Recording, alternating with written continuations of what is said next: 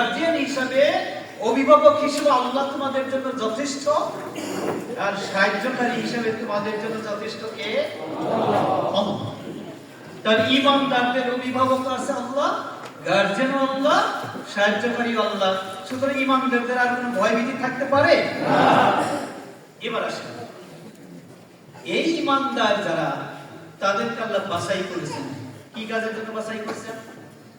সূরা হজের ৭৮ নম্বর আয়াতে আল্লাহ বলছেন, ওয়াজাহিদু ফিল্লাহি হাক্কা জিহাদিহি ওয়াস্তাবাকুম। জিহাদ করো, লড়াই করো, যেভাবে লড়াই করা উচিত হক আদায় করে করো। আর এই কাজের জন্য তোমাদের বাছাই করা হয়েছে। আল্লাহু আকবার। বাছাই করেছেন কে? আল্লাহ। আমরা কি নিজেদের ছাঁটাই করব?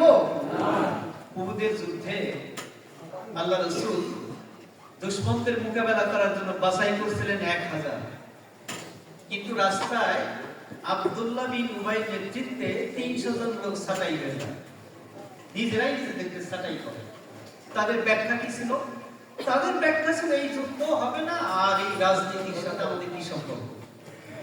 এর সাথে আমাদের সম্পর্ক নাই। চলো মসজিদে যে আল্লাহ বিল্লাহ করি গে, জিকির আজকার করি গে, আর আমরা দোয়া করবো যদি মোহাম্মদ বেঁচে আসে তো তার সাথে আছি, নইলে নাই।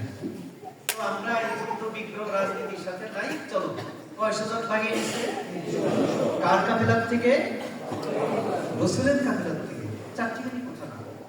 এই যে যারা ভেঙে গেল, তাদের কিন্তু আল্লাহ রাসূল মুনাফিক বলেন নাই, সাহাবায়ে কেরাম বলেন নাই, ঈমানদার বলেন নাই। মুনাফিক হিসেবে সার্টিফিকেট দিয়েছেন আগে কে? আল্লাহ।